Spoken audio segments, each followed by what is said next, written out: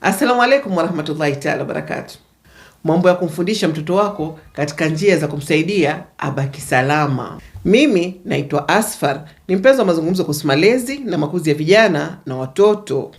La kwanza, akiingia tu nyumbani afunge mlango na atie loki, na hiye iwe ni tabia yake. Na la pili, asikubali kupokea chakula au kinywaji kwa dereva wa daladala au bodaboda au mtu ambaye hamjui, hata huyo mtu akionekana yuko mwema kwa kiasi gani, asikubali. Na la tatu, hili hasa kwa watoto wakubwa kidogo, unajua wanapenda kutia vile vidude vya mashikioni, AirPod, earbuds. Basi hakikisha anapokuwa njiani asitie mashikio yote mawili.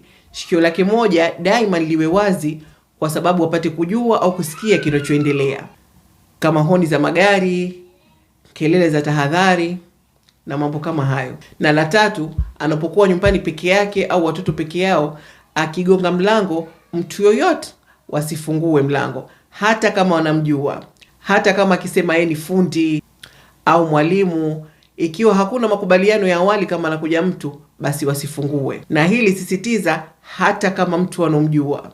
Na la tano, ambalo ni muhimu zaidi, mtoto wako akibaki nyumbani peke yake, asiruhusu mtu yoyote ajue kama yeye yuko nyumbani peke yake.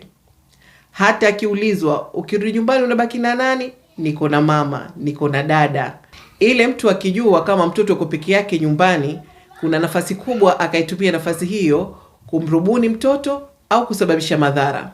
Kama wewe ni mpenzi wa malezi na makuzi, usahau kulike, kushare na kusubscribe katika YouTube channel yangu Asfar Sham. Assalamu alaikum.